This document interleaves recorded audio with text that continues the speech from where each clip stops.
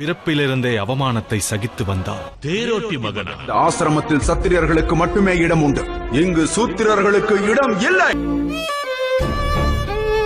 இவன் குலத்தில் தாழ்ந்தவன் என்று கூறி என்னை அவமதித்து வந்தது. தாழ்ச்சி குலத்தில் பிறந்தவன் வீழ்ச்சி அடைவான் என்றும் உணர்வாயாக. தாழ்ச்சி குலத்தில் பிறந்தவரை நான் விவாகம் செய்ய என் திறன் மீது சந்தேகம் கொண்டு தூற்றி வந்தது.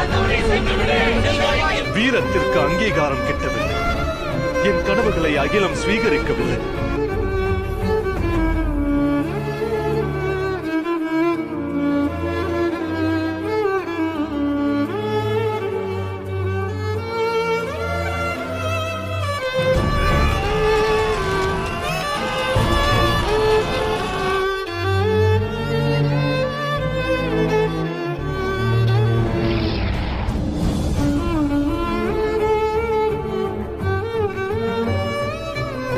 தன்னுடைய புதல்வனின் வெற்றிக்காக தேவருக்கு அதிபதி தேவேந்திரர் மானிடனான கர்ணனிடம் சதிச்செயல் புரிந்தார்.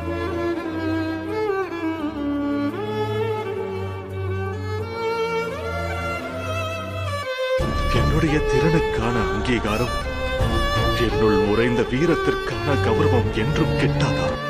கர்ணா, நீ பயணித்த ரதத்தின் சக்கரம் பூமியில் புதைந்த நேரத்தில், நீ உன் கரத்தில் வில்லேந்தாத வேளையில், கற்ற திவ்ய வித்தியை நீ அடியோடு மறந்த சமயத்தில், கிட்டியது நல்லதொரு சந்தர்ப்பம் என்று உன்னை வதைக்க முற்படுகின்றோமே கர்ணா.